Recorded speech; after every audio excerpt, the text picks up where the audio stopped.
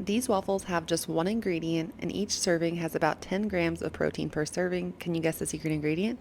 I'm Sarah, a food scientist and nutritionist who shows you how to use ingredients in ways that you might not have used them before, and today we're making tofu waffles, which I know sounds a little out there, but trust me, it is so good, especially when you layer in the chocolate or some syrup, fruit, or jam. Alright, so you'll grab some super firm tofu and dry it really well, and then cut it as thin as possible. The thinner you cut it, the better the waffles will turn out because then more surface area will be touching the waffle iron so it becomes nice and crispy. Dip it in cornstarch so the exterior becomes even more crispy and doesn't stick to the waffle iron.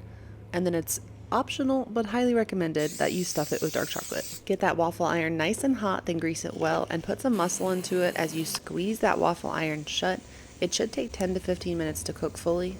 From there, you can top it with all of your favorite waffle toppings. I love almond butter, syrup, and fresh fruit. I would love to hear if you try this one out. Let me know how it goes, and happy cooking.